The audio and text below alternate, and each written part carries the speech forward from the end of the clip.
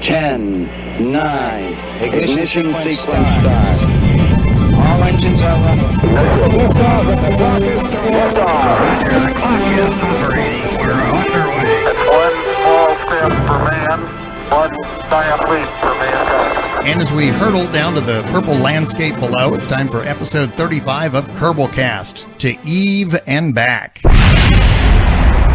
Well, to Eve, at least. I am your LNP, that's Lunar Module Pilot Biff Aldrin, and with me today are CMP, Command Module Pilot Amy Kane. And I would now like to pause to allow our listeners a chance to scrape their jaws off the floor. Yes, that's right, our good friend Nos is on an EVA this week, and Amy K was kind enough to step in and help us out. Amy, thank you so much for being here. No problem. I do have to say right away, this was very last second. Amy was, I think, in her jammies with a nice cup of hot tea. And I said, Amy, please, I have two options. Well, I have three options. I have option one, which is just to skip. Option two, try and do it by myself, which I'm not that cruel. Or option three, get Amy K. And guess which one I went with? The bad one. No, the bad one was me by myself. You have no idea how painful it is to listen to me talk to myself. It is, you trust me, you don't want to know what I sound like by myself without Nos. Nos has like his little stun gun always at the ready. And right when I start to veer into unacceptable territory, you know, he tasers me and then I get back on track. So, Amy, you are very familiar to our listeners. You've written in quite a bit. You've done some audio letters for us. And of course, what program do you send us every week? I don't know. I've never heard of it. A Kerbal Life. A Kerbal Life. Yeah. I'm going to go with a Game of Thrones reference here, considering that you killed Jeb in the second episode. Do you know what you are? You are the Jeb Slayer. Oh, that sounds very dramatic. Yes. How's that for nerdy? But I also brought him back, so... Yeah, that's true. So you're the Jeb Slayer and the Jeb Unslayer. Two titles at once. There you go. You can't beat it. You can't beat it. Well, tell me a little bit about you. I know that you play Kerbal. You've played Kerbal now for about how long? In time, since just before 0.24. Okay. But my hour count, I have no idea. I know it's less than you and more than Nos. Okay. How would you describe yourself? You know, Nos says he's a beginner. I call myself a mid-level player. You are what? I am well, it depends. I'm very good at getting to the Mun and Minmus. Okay. Not upright, but I'm good at getting there. I would still put myself in the beginner, because with Kerbal, you have to be very... Right. Humble. Well, that too. And good. Yeah. And able to do many things before you can go over that line into intermediate. And I'm not quite there yet. Yeah, but in fairness, I think we should point out something. You have said in the past that you use a lot of mods that increase the difficulty. I suspect that what you're calling a beginner because what do you use? Don't you use realistic reentry? Deadly reentry and Deadly reentry. I have to use, yeah. Okay, what else do you use? Can you name, what mods do you use? I always use the same ones. I use Deadly Reentry, FAR, TAC Life Support, KW Rocketry, and Kerbal Engineer Redux, or Redo, how you want to pronounce it. Oh, trust me, I've been there with that one. Yeah, and I think that the fact that you're playing it on such an incredibly high difficulty setting, that bumps you on if you want to say beginner, I would say you're on the upper end of beginner. Do you know what's even worse to make it even harder for myself? What? I am the anti-you. I have never touched sandbox mode. Are you serious? Yeah. Do you know what I thought you were going to say for a second? I thought you were going to say, to make it really difficult, I play blindfolded. You know? No, I think that's just a tiny bit over the line. Be like, you only know when you've landed when you hear the crashing sound, you know? Oh, I know the crashing sound very well. Yeah. Oh, I hear the crashing sound in my sleep. So you have not left the Kerbin system yet. Is that correct? Yes, I have. Well, no, I have. I just never came back. Okay. Well, you know what? In Kerbal, any accomplishment counts, you know? I'm counting it. Well, it's, I've talked many times about how I spent so much time messing around in the Joule system. And you remember before 0.90 came out, I was trying to hit every moon in the Joule system. And the last place I was was I made it to orbit around Tylo, but I could never bring it down. I could never success. Well, I brought it down a lot, actually.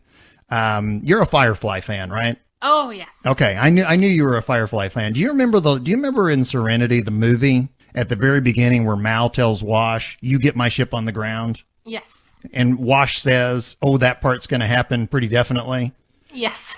That's me as a Kerbler. I have no trouble getting it on the ground. Now, whether anybody walks away from it, whether there's anything left of it, well... Your original trip to Eve, where you stranded those two Kerbals, still makes me cry at night on Quiet Night.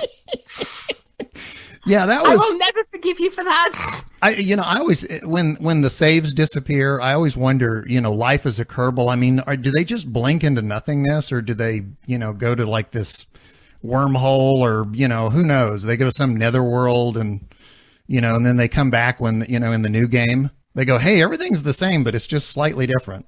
They just rematerialize at the KSC. Yeah. Somebody stepped on a butterfly. There's an obscure reference. Da-dum. Well, Kutcher. Anyway, okay, so what? Ashton Kutcher. Ashton Kutcher. Well, Ray Bradbury, but close enough. Same thing. How did you... I discovered KSP by accident. It was a Steam sale, and I was just like, what's this? Oh, this looks interesting. And then, of course, it just sucked my whole life into it. How did you discover Kerbal? Well, I have friends on Steam who kept mentioning it, and then it kept coming up on Steam, and I saw it, and I like space, I like simulators, I'll take a look at this. So I got the demo from the Squad website, and I just kind of fell in love, and that was me gone and hooked, and now here I am. What was my experience the first time I played Kerbal? The very first time. I mean, literally the first time I booted it up. It was, okay, well, I'm going to build this rocket and I'm going to get off the ground. And I got about, 10 seconds up and boom. Was that your experience? Actually, no. I got into space and then you did. This is easy. I didn't get into orbit, and I was very, very quick to think this is easy. Basically, I just went straight up. So that was doomed from the start. Okay. I just didn't know it at the time. So then I thought, let's make this more realistic. So then before I did anything, I got the realistic mods, installed them, and that was my first experience. I played one game in science, and then First Contract came out, and then career ever since. I don't know what I was expecting when I got into Kerbal, but I didn't realize that it was going to be a fairly realistic space program game. I thought it was going to be, because space, a lot of times when people do space, spaceships just hang there. They don't move. And getting up into orbit and getting back down and all of that. I mean, it's just a matter of moving in a straight line. You move straight up and you move straight down, and it's like, no, not in this game. Only. I've been watching some sci-fi films thinking, oh, I wouldn't do that. And more often, I know what that means now. Yeah. Well, there was a story that came out, I believe it was this week. They were talking about, there was a Mars lander, automated Mars lander, a couple of years ago that they lost contact with, the Beagle 2. Yes. And the assumption had been that it had just simply crashed. And now, apparently, thanks to some high-res orbital photography, they believe that they have discovered it. And they believe that they know what happened. They think that the panels didn't open enough to power it. And so, but it did actually soft land, and it is actually sitting there. But when they were talking about it in the story, I was following right along with what they were talking about. I knew exactly what they were discussing because they were using terminology that's very common to me now, but would not have been. So you have that same experience. Oh, yeah, yeah. Yeah, absolutely. Well, okay, so you've been to the Mun, you've been to Minmus. My dream is to Jewel. Really? Yeah, that's my dream. Jewel is, you've heard burn me. up in Jewel. Jewel is beautiful. The first time you actually see it in game, I mean, you just go, oh my God, that thing is impressive. To be honest, yes. My first dream was to go to Eve, but you traumatized me. I traumatized you? So I've got to go to Jewel now. I'm traumatized right now. Eve, for the last couple of weeks, on a daily basis, has been coming out of the computer, pulling my pants down, and spanking my bottom. I mean, that's literally my description of my Eve experience right now. It's incredible how difficult that planet is. You want to hear my theory? Yeah. Do you know why it's called Eve? No. I have two theories. It's either Eve, as in short for evil, Or if you stick the word rest on the end of it, you get Everest, because it's there. I think, Harvester, Felipe, the almighty creator. I don't think you've seen pictures of him, right? I don't think that's really him. My theory is they went out and they hired somebody and they said, we need a fairly pleasant looking guy. Let's go get him. And we're going to release this picture to the world. And we're going to go, this is Felipe. We're not going to let him see what he really looks like. What he really looks like is he's sitting in a high back chair. He's got a gray suit on with white shoes. He is stroking a white cat and he is bald, because that's the only thing I can think of as to why they created this planet in the game. Do you know what I think Eve is short for? What? As everybody goes to Eve and nobody comes back, I think Eve stands for every vehicle ever. Well, Eve is, you've heard it before. It's the graveyard of ships. Exactly. Yeah. It's just evil, but it's so beautiful. It's beautiful, but good God, when you're standing on the surface of it and you can't get back, it's kind of like, well, it's beautiful and it's going to kill you. It's like a chocolate cake. It's like a chocolate cake. Well, we're kind of slipping into progress. So before we get there, let's talk just briefly what's coming up in today's program. You're our guest, so I want you to do this. What is coming up in today's program? Right, coming up in today's program. Oh, Eve, you cruel temptress. It's our progress in the game. And we'll also read your letters and the latest Kerbal news in this week's mission briefing. And is the moon a star? Well, yes, someone on TV is actually confused about that. Oh, when we get to that, I haven't played you the clip yet. I have an audio clip. Somebody on TV actually got into a discussion with somebody else about the moon, and they couldn't decide if the moon was a star or a planet. Does this mean the sun's not a moon? Apparently not. Wow, it must be a planet. Oh, and I know somebody out there who has listened to the previous podcasts are going, yeah, well, you're the idiot that thought all the things rotating around Jewel were planets. I knew they were moons. I was misspeaking. I never thought that they were actual, that was just a misspeak. I knew they were moons. I never once said, hey, is Lay the star? I never said that. So I think, honestly, if I said that, I think Steam would probably revoke my game. They'd go, I'm sorry, you're just too dumb to play this game. So yeah, we'll get to that, and you will be prepared to bang your forehead on the table. Okay? I'm already prepared. I'm looking forward to hearing this. Well, let's get into progress then. I've talked a little bit about what I'm doing, struggling, trying to get to Eve and back. What are you doing? You said that you do not play Sandbox? No, I don't. Okay. So you're blazing through career? Yeah, I'm blazing through my about 1,000th career game. Okay. But so about where are you? I am at Last Explosion. I was just come back from Minmus. Okay.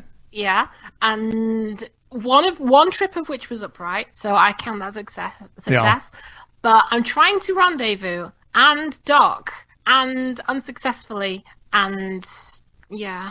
Okay. I think that's quite a common theme around here, though. I was going to say, I would say that anybody who says that they're a beginner, probably 80 to 90% of them all just said, oh yeah, I know exactly what you're talking about. Well, every rocket I've ever built has been a one-stop shop. It's gone to the Mun and back, or almost. It's gone to the Minmus and back, or almost. Right. It's just blown up, but it's never come in parts. So now I really want to go to Duna.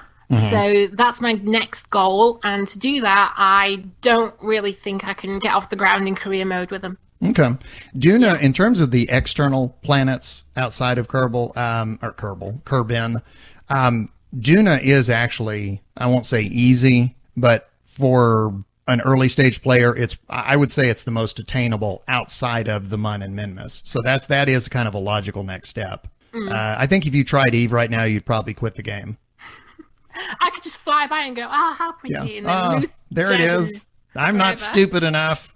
Well, it's like the Odyssey, right? Just have someone tie you to a mast and let you hear its siren song, but not draw you into the rocks. I wonder if I get any science for taking photos and sending them back and then losing the ship. Yeah, there you go.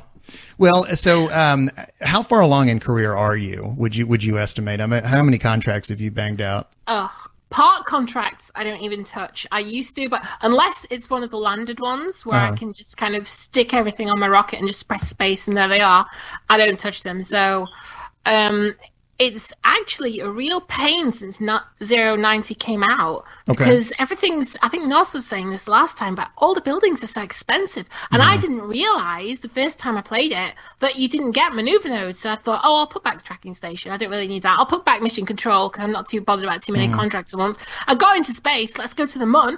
How do I get there? Yeah. I can't target it. I can't. So my first plan was to just, zoom and try and hit it. And that turned into a bit of a failure. So I restarted. And it turns out you can't accidentally hit the mun by just throttling up randomly. Yeah. Well, that's when you're not trying. There's an unwritten rule in the game, I think. It's like the minute you try not to do something, it automatically happens. And usually with dire consequences. So, but I've kind of got the hang of it now, though. So I started again. I've got mission control. I've got everything I need for maneuver nodes. Okay. And then so I got a really big rocket together. I thought, this is going to be the one to do the main mission to get me all the science I need to get to Duna. And I am currently 2 parts over my allowed limit. Oh. And I can't afford to upgrade it. If I take off an engine, then I can't get up. Yeah. And if I take off anything else, I can't get science or I lose money. So I'm a rock at hard place at the moment. Yeah. Or as I've said before, catch 0.22. Because, that's really kind of what it sounds like. What is your, this is a good place to ask you this. What is your opinion of 0.90? Is it love, hate? Is it all love? What? Love, hate. My first instinct, when I first played the update, I really enjoyed it. And I still enjoy the changes. I like how polished it is and how much but I also hate it because it's increased the difficulty quite significantly in some places. So it's definitely a love-hate thing. Parts of me have warmed to it and just got better and better, and then parts of it I warmed to and then just shot down. Did your Nos's opinion changed over time? Initially, he was very positive, and then just slowly, little nitpicks started sneaking in. Would you say that's similar? I'm still positive, but I think things need tweaking. Like, especially in the early game, you can't get enough funds to do a lot of the early game. So I think I think if they tweak it just right, I think it'll be really good. I don't have that many problems with 090 otherwise. What is your definition of tweaking just right? If you could tell them these are the changes I'd like, what would they be? Normal level difficulty, standard normal level difficulty. So scalable difficulty? Well, you have difficulty. I'm just saying if you set that to normal, you shouldn't have to increase your funds to be able to do anything early on. I got you. Okay, I'm with you. Go ahead. I think it's very alienating for brand new people. Okay. Do you think... before, I know there had been some discussion that the best place for a beginner to start was career. Did you ever hold that opinion, and do you still, if you did? Yes, I did, and actually I still do. Okay. Because I do actually, in spite of what I'm saying, I do really enjoy the career mode, and I think the scalable difficulty in the fact that it starts off, you have no choice but to do simple contracts. You have no choice but to do simple things. I think that coupled with the tutorials, I think that's a good place to start. I think if you just throw someone into sandbox, especially, or to a lesser degree science mode, you just lose them. I was completely lost the first time I went into science mode. I wonder if maybe I'm unique in this, because, as I've said before, I grew up during the space race, the whole, get to the moon or the Russians are going to kill us, that. And, I grew up, astronauts were my heroes. They still are, I dreamed about outer space since the day I was born. And without even knowing it, this was the game I've been waiting for. I've always wanted this game because most space games, it's like, hey, you're in space and you get to go all this fun and an alien just killed you, And so it's almost like sandbox for me is perfect because I never run out of goals. I never run out of things to do. I'm always creating my own goals. I think Sandbox will be perfect for me when I can do everything I would like to do in Sandbox. Until then, I see career as a training tool in a way. Is this the first game like this that you've played? I mean, what do you typically play? Because I know you got on me one time. I made a crack about Xbox Live, and you said, "Oh, PlayStation, that's the way to go." And I was going, "I have a PlayStation. I have all the PlayStations." I'm definitely in the PlayStation side of that camp. But so, tell me, what's your gaming history? What kind of stuff have you played? Strategies, simulations. I love the Civilization series. Okay. But going back, I've played and loved the Tycoon series and any particular Tycoon games? Which ones? Transport Tycoon I loved. Oh, you did? Okay. Yeah, and Pizza Tycoon, although it's not a very well known one. Yeah. Did you ever play Roller Coaster Tycoon? Actually, no. Okay. But I did play Theme Park, and I enjoyed Theme Park. My daughter burned through every single Roller Coaster Tycoon. She just blasted through. That's the kind of type. I can't think of any others off the top of my head that I've played on the PC. There's, the games where you're falling and rings appear in the air and you're supposed to fly through them. Yeah. I actually had something similar to that happen to me this week. You fell through the air with rings flying in you? Well, here's what I've been experimenting with Eve. The trick with Eve, I've come to realize, is not landing. That's not the trick. That's not the difficult. I mean, it's not easy, but gravity is working with you. So if you kind of let it bring you down instead of your engines, you can save a lot of fuel. Obviously, it takes a whole lot of parachutes, but it doesn't, you're going to get down. It's like Wash said, that part's going to happen pretty definitely. So getting down isn't really the hard part. The trick is getting back up. And I have been experimenting with, bigger fuel tanks, smaller fuel tanks, bigger engines, smaller engines. I've been messing around with boosters. And when I was trying boosters, what I did was I created a ring of the small boosters because they're fairly powerful, but they don't have a lot of weight. And I would create like a ring of 8 boosters. And these are the little ones that have the yellow stripe. You know what I'm talking about. And when I was testing this thing in orbit, because I had like 4 rows of these things, what I would do is when one would burn out, I would eject them, and then I would ignite the next one and eject that and ignite the next one. Well, when I decided to deorbit and spun around and started back, all of a sudden, all these rings started coming at me. They were the spent booster stages, but they were all in perfect circles because that's how they'd been ejected. If that was me, they'd have just hit me and that would have been it. Yeah. I was sitting there watching that thinking, oh my God, I've accidentally created the fly through the rings in the air game with no intent. There was these rings coming at me now, I was like, what game am I playing? Did you get a picture? No, I didn't even think of that. Oh, I can't believe I didn't think of that. Yeah, I should have. You're right. I should have. But it was just from Biff. It was just so funny to see those things coming at me. And of course, they were too far, they had moved, in orbit, they had moved away from me. So, there was no question of me, maneuvering and flying through them. But I thought, man, wouldn't that be something? Eject rings of things and then try and fly through them coming back. There's my gaming suggestion for the week. New challenge. You said that did you just now get the maneuver ability, the maneuver nodes? Well, no, I got it a while ago, but it took me ages to figure out how to get it without going crazy with very dangerous rockets. Right. Do you have targeting now? Yeah. Okay. I was going to say, if you're trying to rendezvous without targeting, yikes. Oh no, I'm suicidal, but I'm not that suicidal. I'll get into orbit and then randomly throttle, aiming for the moon, but right. I won't rendezvous without targeting. So. How's your progress been as far as rendezvous goes? Have you gotten close? Do you feel like you're sneaking up on it?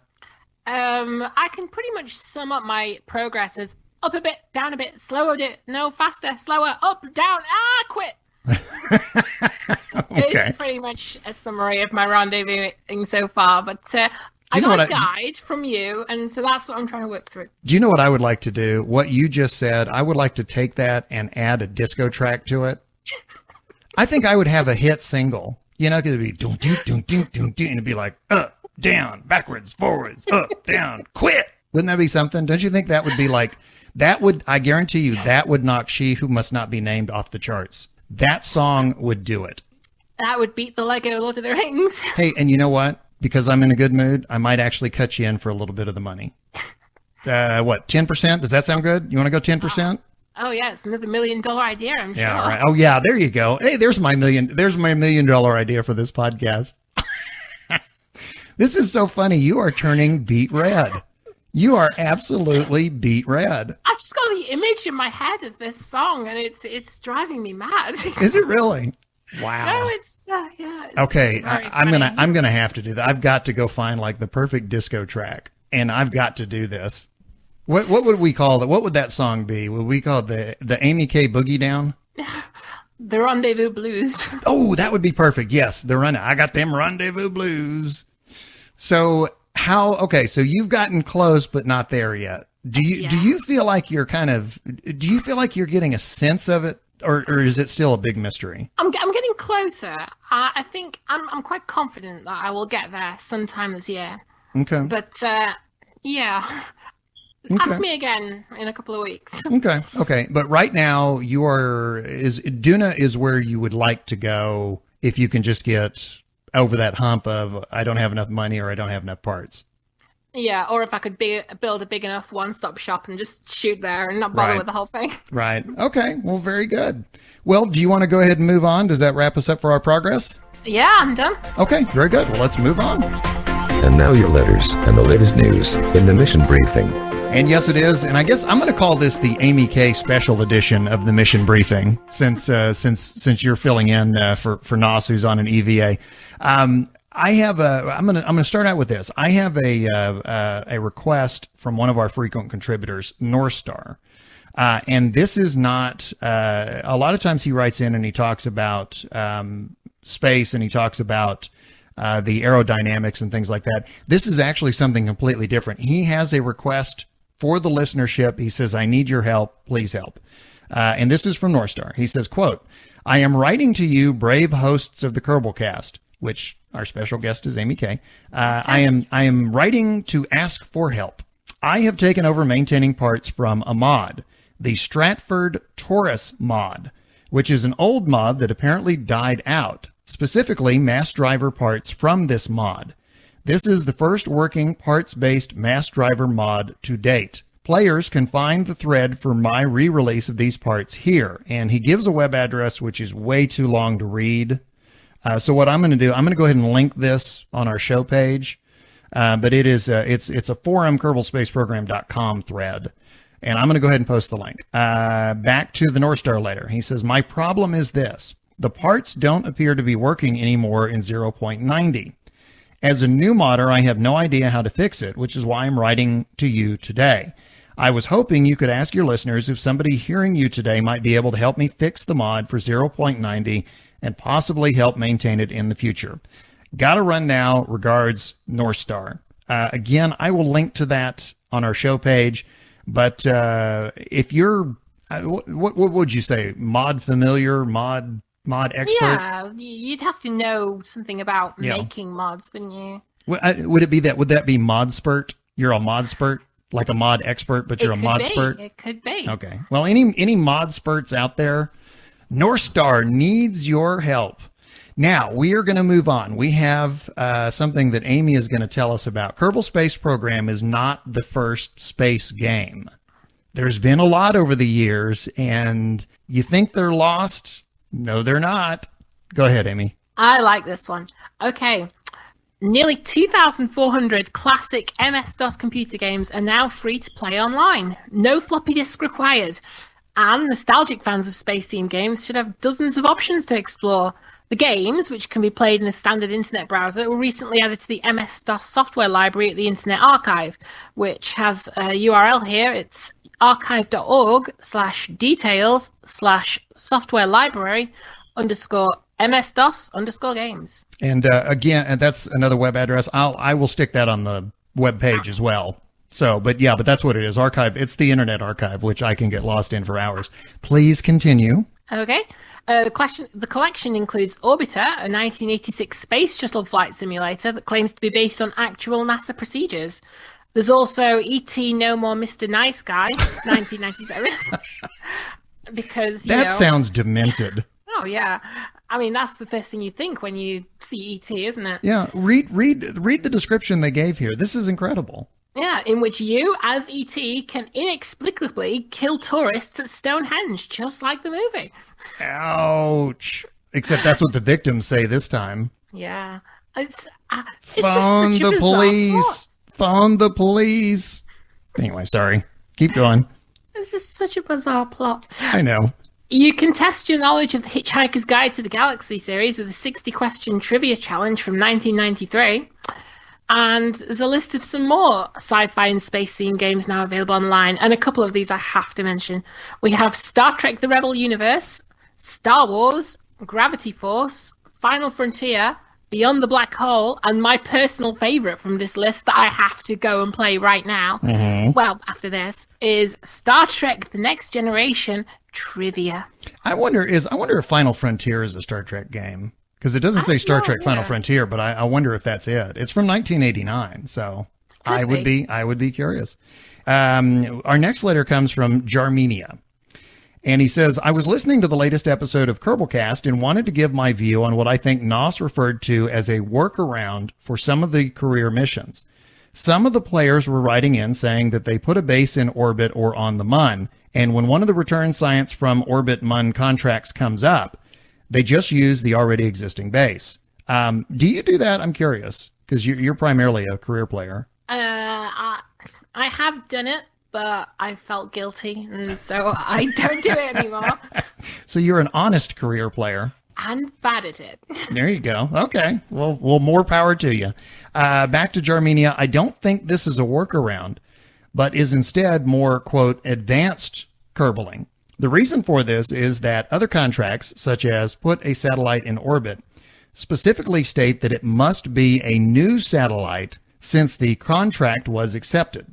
The return science contracts specifically do not have that stipulation. Instead of a workaround, think of it as KSC asking the Kerbalnauts sitting in the orbiting station or the Lunar base to run an experiment or gather some readings. Thanks for the great podcast and happy Kerbaling. Again, that's from Jarmenia. Do you agree? Is that advanced Kerbaling? It could be advanced Kerbaling, except if you play with life support, the oxygen and food will run out. Oh, that's right. I didn't even think about that. But Yeah, you said you food. play with that. You play with Yeah. the life support and everything. You Yeah. could keep them up there for a year pretty easily, Yeah. but See, that's why I said earlier, you say you're a beginner. I'm putting you at the upper end of the beginner spectrum, if that's what you want to call yourself. Because, I mean, if there's a way to make the game difficult, you have found it.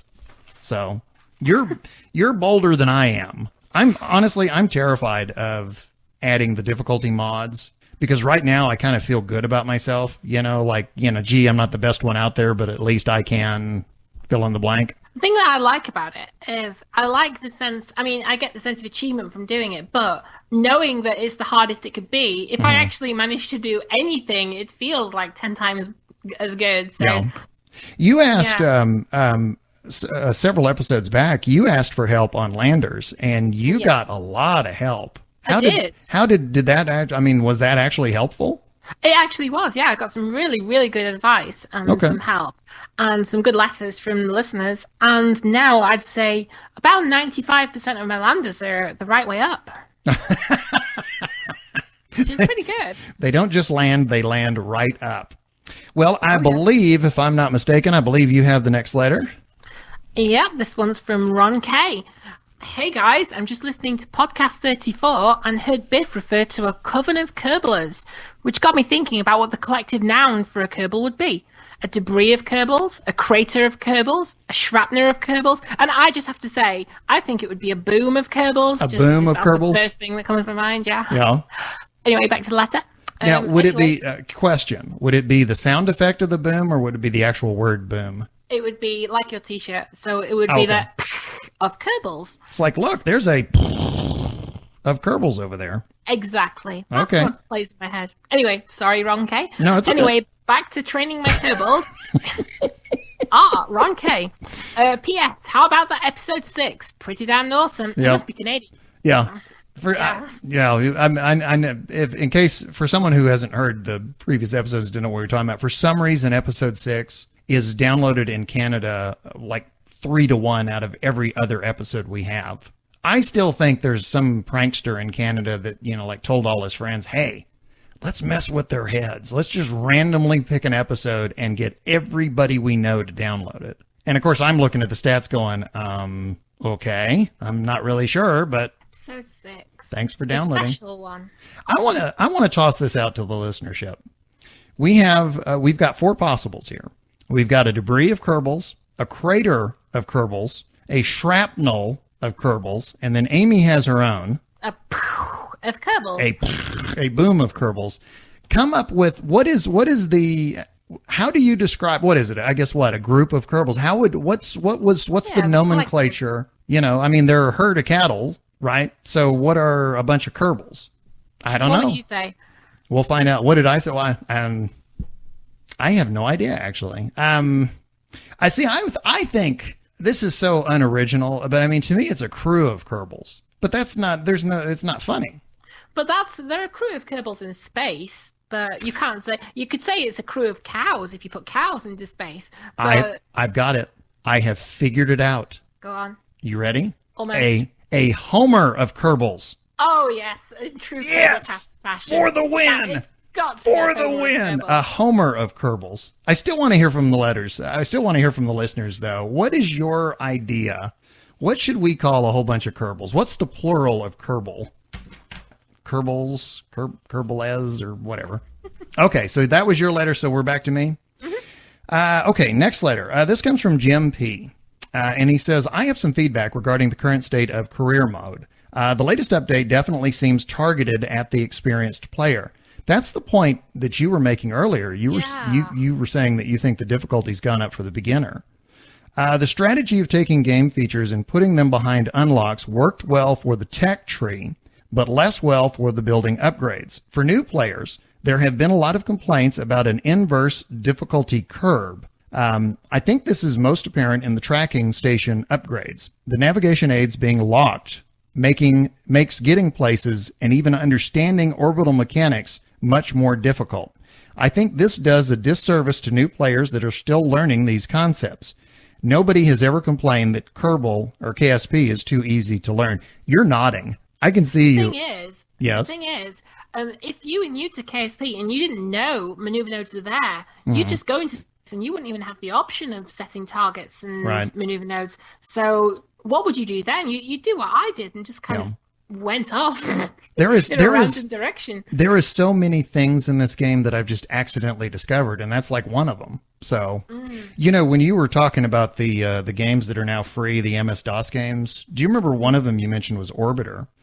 When I think about space games, Orbiter is about as close to is an older version of Kerbal as you can get. The difference was Orbiter, the learning curve on that was unbelievably steep. More than Kerbal. Yeah. And that may be because I was new at the time, and now in hindsight, the learning curve didn't seem as steep with Kerbal. I'm not sure if that's a perception bias or something, but I remember when Orbiter came out, and the first time I tried to do anything, and I was spinning, head over heel, and it was like, oh my God, this is impossible. So I have a better understanding of it now, but if you're kind of looking at what an early version of what Kerbal could have been, Orbital, is it Orbital or Orbiter? Orbiter. And now we can try it for free. There you go. Yeah. Free is my favorite word. Okay, well, let me get back to this. This is the letter from Jim P. And he says, he was talking about the difficulty level in KSP. He says, quote, I have run through the 0.90 career to a midway point a few times. That's about where you're at, correct? Yeah. Okay, and that's what I thought. This is what I have found to be a good strategy. The first thing I do is set a 5% outsourced R&D in the admin building. This generates enough science to unlock parts in a reasonable time frame and means I don't have to worry about science experiments much. The altitude contracts up to escape the atmosphere are easily accomplished by a pod, parachute, and RT-10 booster. It's worth doing each one since the payouts increase and the 56-kilometer contract pays more than escaping the atmosphere. This is a cheap way to build up funds, and you can easily have over 130,000 funds before even trying for orbit. Have you tried that? Does that sound familiar to you? Oh yeah, the first time that I was playing, well, not the first time, but early on, I was just doing the ones that I had to get up into orbit. But ever since I learned that you could do them incrementally like that, I always do them like that now. Yeah. Those and the new contracts of going over a certain place on Kerbin, they're the ways I build up funds and science now in 090. If I'm not mistaken, I think the incremental, I think that was the North Star letter, wasn't it? That he's the one that told us, hey, don't shoot for orbit right away because you're denying yourself a lot of money. Let's see. Okay, back to Jim P. Jim's out there listening going, will you guys just read my letter? Okay, Jim, calm down. Quote, I find the most valuable building upgrades early on are tracking station, launch pad, you're nodding, launch pad, mission control, and the VAB. The best ones to upgrade first depend on what style you're playing. If you are building larger manned rockets, the launch pad is the most restrictive and should be upgraded first. That's interesting. If you have unlocked probes and the 4877S engine, then it's easy to land on the Mun without any upgrades. The tracking station would be a great upgrade in this case since it makes navigation much easier. Mission control is also well suited to probes since you can have more active contracts for satellite deployment and explore Mun and Minmus. Contracts are a bit deceptive since they have a lot of low-value junk contracts that are thrown in. You said earlier, that's pretty much what you said. You were saying there's a lot that you just flat out skip. Yeah. And I think that was the reason you gave. Mostly. I'm sorry? Parts contracts mostly. Yeah. I just hate the parts contracts. Do you think every time Squad hears that, they just go, oh, we get it, okay? You don't like the part contracts. I actually really like NOS's idea of the scaled parts contracts of different difficulties and different rewards. I think that's a really good idea. Yeah, me too. I could do that. And you know what? If he gets $1 million for that idea, I get some of it, at least a little bit of it. Yeah, I'm only fake NOS. I'm only fake. You're fake NOS. Amy K is fake NOS. You know what we should have done? We should have done the whole podcast and said NOS has a cold. Yeah, I've got a British cold. Yeah. He has a cold and he's on a different continent. Jim P. Okay, quote, most contracts aren't worth looking at if they don't pay at least 10,000 funds. The early game contracts that are useful are launch a vessel, the altitude contracts, escape the atmosphere, orbit, explore blank. You're supposed to fill that in. Although I would love to just go explore blank and then people would scratch their head for days. What? Deploy a satellite, get science from blank. Boy, blank's a busy place. And possibly the surveys if they can be done cheaply. Part testing. Do what now? Are the surveys, are they the new ones that they added with 090? Does he mean the ones where you fly over the places on Kerbin? I'm assuming that's what he means. He doesn't specifically say that, but that's my assumption because this is a 0.90 letter. Yeah. My assumption is that's what he means. Do the survey if they can be done cheaply. I do like that they put the little marker on the globe now. The flyovers. It's like, because the first time I saw the flyover, I was like, and that's where? And then I went to Matthew and I went, oh, there it is. Originally, that was in the fine print mod, and we already had all that stuff. Really? I was one of my mods that I must have. I think I wrote to you about it like a long time ago. But now it was so popular it got put into stock, and now you all get to experience it. Now we all get. Well, it was like enhanced nav-ball, which originally was a mod, and now it's in the game. So yeah, it's kind of. I love the fact that Squad does that. They look at the mods and they go, and also I like that they don't go, hey, great idea, kid. Now go away. You bother me. It's always, hey, let's get in touch with the modder and let's work with them. And I think that's good. So. Although I do think sometimes they add things, they sit around and they go, okay, what's the dumbest thing a player could do? We need to figure out a way to get around that player. And then they listen to the podcast and they go, okay, Biff just told us how the dumbest way to do it is because he's obviously doing it that way. Let's give Eve more gravity. There you go. Hey, let's get it. Yeah. Again, short for evil. Yeah, evil. Do you know evil what you get? Going back to my earlier description of what Harvester actually looks like. Do you know what you get if you land on Eve successfully? What? $1 million. Oh, I know, sorry. that is such an evil pose you just pulled. I couldn't do it better myself. Ladies and gentlemen, Amy is on her computer right now getting plane tickets so she can fly over here and kick my butt for that one. Or the other side of the world so that I don't have to witness it anymore. Yeah, okay. Back to the letter. Quote, rescuing Kerbals is better suited until you have upgraded the tracking station. One thing that I have noticed is that the addition of funds has had a negative impact on my overall enjoyment of career mode. In the short term, it was a nice addition, much like, oh, you're going to love this, much like TAC life support. But it grew to be more of a burden, and I find myself scrutinizing the cost of ships. I like the contract system, but feel that the player is too beholden to them. It might be nice to have an option to disable launch and recovery funds. And again, that's Jim P. Letter. And sorry it took me so long to get through it, but there's a lot here, and kind of that leads to a lot of asides. There's a question I was going to ask you, and because I'm curious about this. Do you have a parts? Well, this may actually be a wrong question to ask you because you play career, not sandbox. But do you mentally kind of have a parts number that you don't like to go above, even if the game stipulates a higher, let's say the game says you can have more parts, but you kind of, just for comfort, you don't like to go above that? No, I tend to just build what I have available, and the game will let me launch. So I've never actually considered how many parts are on a rocket. I just put on what I need and whatever science I can get on there and get off the ground. Okay, second question. How long, when you're designing, building, testing a new ship, how long are you willing to stick with a bad design? Do you understand my question? I understand. I'm just having flashbacks of times I should have given up and didn't. I literally spent this weekend hours designing and building what I thought was going to be the perfect Eve ship. And I should have figured out the minute it came off the launch pad that it was going to be a problem.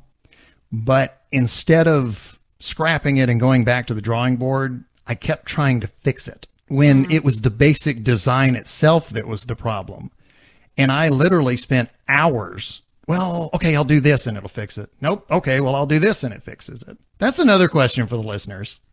I've done something very similar where I thought I had a fantastic, I put lots of thought into it. I had this fantastic design. I built up this huge rocket and I thought this is going to be the one. If this doesn't get me out of the Kerbal system, this is going to at least get me to the moon, min-mess and all over the place. And I launched it and everything looked perfect, but I could not get it out of the atmosphere. It would topple over.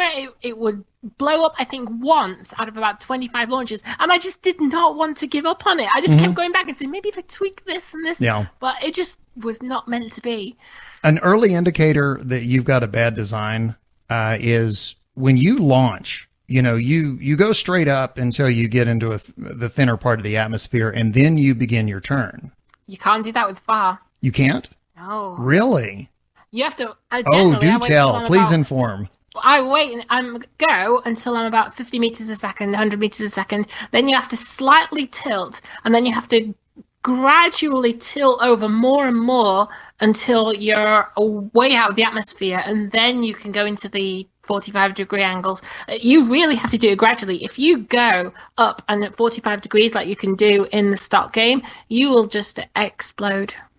I didn't know this. Wow. You have just, honestly, that's what I was talking about earlier, that, the way I'm playing, I have a feeling that if I were to add those mods, I think the entire game would come out of the computer and pull my pants down and spank my bottom. There are actually YouTube videos dedicated to, some really, really great ones, dedicated to how to fly your ships with FAR installed. Somebody wrote in, and I'm sitting here trying to find it, and I'm not able to without taking a lot of time. But somebody wrote in, and they made a suggestion that I thought was really cool. They said, "Wouldn't it be neat if there was some kind of external app outside of the game?" And I think by app, I don't think they were limiting it to smartphones or smart pads. I think they were saying, "Wouldn't it be great if there was something outside the game where you could do this?" But the suggestion was, "Wouldn't it be great to be able to basically design ships like as a blueprint or whatever, and then import them into the game?" Oh, that would be good. Yeah, because a lot of times I don't know about you, but I'll get a scratch pad and I'll start drawing. And because it's hard to get proportions right and things like that, I'll come up with something and I'll go, oh my God, that's brilliant. That's perfect. Every problem that I ever had is just now been solved. And then I come back and I try and actually build it. And it's like, well, guess not. See, I think I'm quite limited in the fact that I've never actually seen the end of the tech tree. Because for one reason or another, I will always restart my career mode, be it for an update, be it for one thing or another. So I don't actually know the final parts that I can get. And I refuse to go into Sandbox to look it all up because I want them and I can't have them. So. Well, what's good, though, is you are, a lot of times when you play a game, you really play it for a month, a couple of weeks, couple of months, whatever. And then that's it. You never come back to it. You've got a game that continually has something new for you because there's still all this stuff way out there. Jewel. Yeah. Eve. I want to hear what happens the first time you actually see Jewel in the game. Oh, you'll probably hear it. I'll probably scream so loud. Yeah, I probably won't need the internet. I'll just open my window and go, what is that noise? It's like, oh, Amy went to Jewel. And crashed, and I'm so happy. Yeah, the Jewel was one of those I never thought I'd get there kind of planets. And, now I do it routinely. But for a long time, Jewel just seemed, to me, my outer limit was Duna. For some reason, I couldn't, Duna was as far as I could go. And it was, I don't know if it was just my skill level or if I just wasn't building ships properly, but I couldn't build a ship that could get me any farther than Duna. I don't know why. And now I routinely go to Jewel. It may be an experience thing. I don't know. But yeah, Jewel was like this fabled location. Yeah. So I want to hear. What it is for me now. So you're me in however long it takes me to get to Jewel. So I have to do a callback. Are you going to try and land on all the planets in Jewel? Huh? Oh, now that's a toughie. I still can't believe I was saying planets instead of moons because I knew there were moons and I just kept saying planets. Okay. Well, let's continue. We're still doing mission briefing and letters and we're moving on. You've got the next letter, so please go. I have one from Pluto Moved On. Oh, I like that. I wanted to thank everyone for the feedback on the control schemes. It made me wonder that since the majority of people use the mouse and keyboard controls, and the way KSP makes people want to get involved with the space program, if soon all the spacebound vessels will be controlled by WASD and surrounding keys. That's an interesting thought. Also, put in one vote in the pro column for upgradable buildings. I found them interesting and a bit of a challenge, almost like a story mode without forcing linearity. The build your own space center, or it could be seen as a way to play with self-imposed challenges. How far can you get with only 30-part rockets? How much science can you get without EVAs? Things like that. Thanks again for the great show, and Homer to you mobile. Okay, here's the comment. And that, by the way, that was Pluto Moved On, the letter. Okay, here's my comment. Did you ever see, this is an older movie, The Last Starfighter? No. The premise of The Last Starfighter was there was an arcade game. When I say arcade, I mean you had to go and pump quarters into it. But there was a game, and it was like, you flew a starfighter in the whole bit.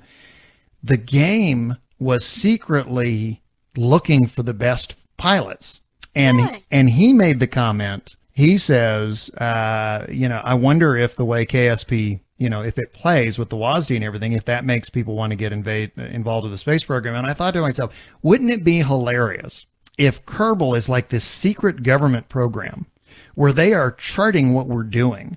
And one of these days, Agent Smith from The Matrix is going to show up at your front door. Mr. Anderson, you have been selected to be in our space program. Your score is very good. That was a very bad Hugo Weaving. But wouldn't that be funny? Obviously not, but imagine that this is like some secret government program and we're all being tested. If you got that knock at the door tomorrow saying this is a secret test and you're so good we want you to fly to Mars in the next shuttle using the WASD keys, would you do it? Well, would this be before or after I went to my doctor and questioned the meds he had me on? Before. Okay.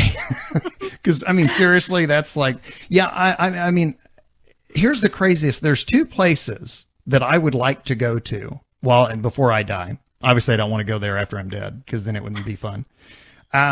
two places I want to go. And I'll tell you what's funny about this in a minute. There's two places I want to go. I want to go to the moon. I hope that it's possible in my lifetime. Probably not, but I hope it's possible that one day I can step on the moon. That's a dream I've had since I was a kid. The other thing is I have always been a huge Titanic buff, and I would love to go down in a submersible to the wreck. Both of those are very unlikely to happen. Now, you want to hear the real funny part? Yeah. I'm not real big on confined spaces.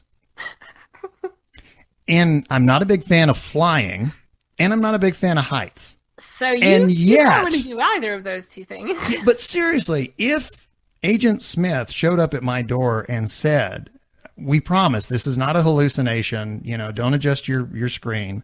We're giving you the opportunity to get on a spaceship tomorrow and go to the moon. They wouldn't even say moon. They'd get like muh, and I would have run them over, getting out the door to get in their On the way car. to the launch pad, yeah. Yeah. It's like, feats don't fail me now. We've got one more later. Is that correct? Yeah, I've got one more letter. Okay. Can you, why don't you go ahead and take it? Okay. Hi, guys. This is from Codanova. Hi, guys. I'm loving the podcast so far. I just found it a few days ago, and I'm up to episode 11, moving quite quickly through them to catch up. I also just recently discovered KSP. I'm completely addicted to it, and it's easily my favorite game of all time. As I'm new to the game, the only mode I've ever tried is contract mode. A person after my own heart. So that is the game to me. Yeah. Me too, You've been waiting to Codanova. hear that, haven't you? Oh, yeah. Yeah. Okay. It's fun to hear you two discuss new features of the game that to me have just always existed. Thanks to your first 11 podcasts and through lots and lots of crashes, redos, reloads, I finally landed on the Mun myself. I've had the game a week now. Oh, that's pretty good. Mm-hmm. Oh, wow. A week and landed on the Mun already. Anyway, thanks for putting this podcast together, and hopefully I'll be caught up with you guys in a week or so. Codanova. And you girl too. Yeah. Yeah. Oh, that is so cool. That's far and above any progress I made that early on. Wow. Oh, me That's too. great. Okay. Well, let's move on. I've got, this is the story that I've been trying to get to. I've been talking about this since the beginning of the podcast. This one is almost unbelievable. I can't wait to hear this. Yeah. There is an online shopping channel called QVC, and the host of this program is named Sean Killinger, and they were featuring a line of cardigans by designer Isaac Mizrahi. And she described the pattern on one by saying, and you're gonna hear this because we're gonna play this clip, but she basically says the planet Moon. The moon is a planet. And then they get into a big, and she immediately corrects herself. I give her credit for this much, not for much of what follows, but I give her credit for this much because then she immediately corrects herself, not planet Moon. But what follows is it's almost impossible to believe that this conversation occurred. So are you ready for this?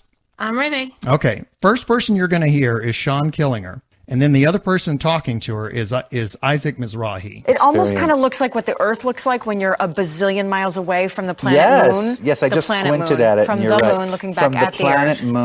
From the planet Isn't the moon. moon a star? No, the moon is the planet, darling. The sun is a star. Is Well, the moon really a planet? The moon is a planet. Don't look at me honey. like that. It's The sun is it's a star. planet. Is the sun not a star? I don't know what the sun is. The sun is we a don't star, know what isn't the it? sun is. The sun is a star.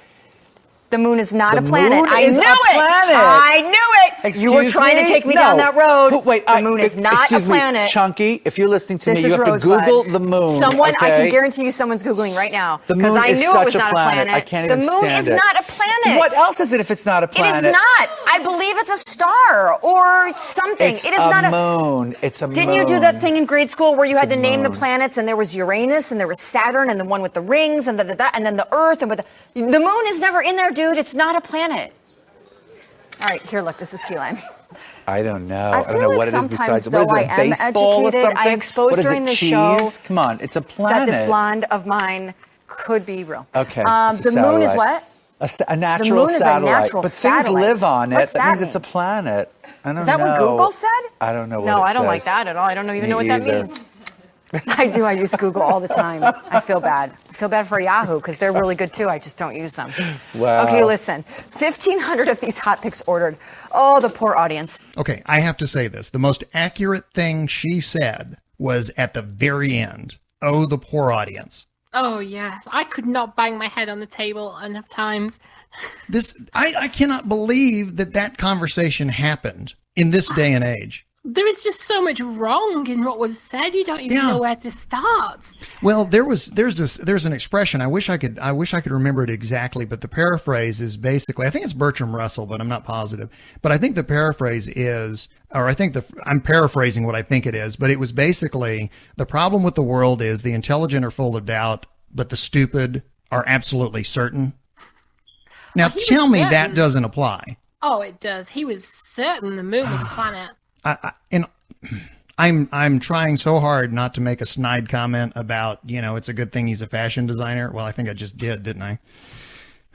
Anyway, I do need to toss out some credit real quick. The only reason I knew that existed, if you ever go to slate.com, there is a Phil Plait, who we have talked about before. He's done a book called Death from the Skies, and he does a science column, and the guy's great. He's doing an astronomy course now on YouTube, and he's just posted the first one. Check it out. It's awesome. He's the one that wrote about this. And, I was reading it going, okay, it must be April Fool's Day. And then I went and watched the clip and I went, I'm not believing this. So anyway, shout out to Phil. He sat through that first, so the rest of us could. That is almost painful to listen to, though. You just can't listen to it without. Oh my God. I know. That is so bad. Oh, what really got, if you can, like I said, Phil Plait, the Slate column, if you get a chance, read it, because he was talking about, you can really tie yourself in knots because, for example, the moon is a moon. So capital M moon is a lowercase moon. And it is a natural satellite. I don't believe that because that's just made up. I love the definition that was tossed out. It's a planet because people can live on it. Did you hear someone in the audience shout out, if it's not a planet, what is it? And someone in the audience shouted out moon, and he's like, no, it's a planet. Well, you remember all that nonsense, when they reclassified Pluto. Yeah. And there was that huge firestorm of controversy. It was a delayed firestorm, but there was a firestorm. That came about because a lot of people a lot of scientists came together and they said, we need to get our definitions clear. What is a planet? What is a moon? What is a dwarf planet? What is this? What is that? Because, there are commonalities, but, you can't just go, everything's a planet, everything's a moon. And that's how Pluto became a dwarf planet because, they went through and they said, okay, we're going to nail down hard and fast definitions of what these things are. I doubt at any point any of the scientists who were nailing down the hard, fast description, I don't think any one of them at any point raised his hand and said, but what if people could live on it? That guy, they probably would have thrown him out. It would have been, hey, go get a job at QVC, okay? You get out of take here. Him seriously, would you? If it was anywhere else but on TV, you just wouldn't. Okay.